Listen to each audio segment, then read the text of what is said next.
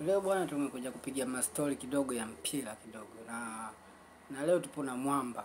Huyu mwamba bwana si mwingine ni Ronaldinho Gaucho. Huyu ni mchezaji mkubwa tu ambaye sasa hivi amestaafu.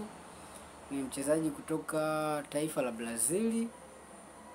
Bwana huyu katika pilika hapa na pale bwana huyu nilipata historia kwamba huyu bwana ilikuwa amechukua zamu ya, kwa sababu kikosi cha timu ya taifa kilivyoitwa kile na ule kocha wa Brazil, yule jina nimelisahau kidogo, kwamba hiyo nafasi aliyokuwa anacheza Ronaldinho alikuwa anacheza na mwamba mmoja hivi alikuwa anaitwa Romario.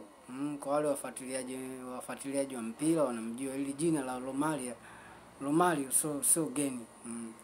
Sasa Romario huyu alikuwa bora zaidi kwa kipindi kile, alafu ndo Ronaldinho anachipukia. Ikawa sasa ule kocha wa Brazil alivyoita squad yake, katika kuita majina ya wachezaji 23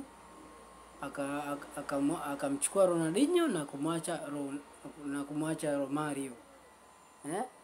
Lakini watu hawakuamini, na rais wa Brazili pamoja na wananchi wale wa Brazili wote wakaanza kumkataa kocha wa Brazil. Kwa nini umemchagua Ronaldinho ikiwa wewe mwenyewe kocha amemwamini?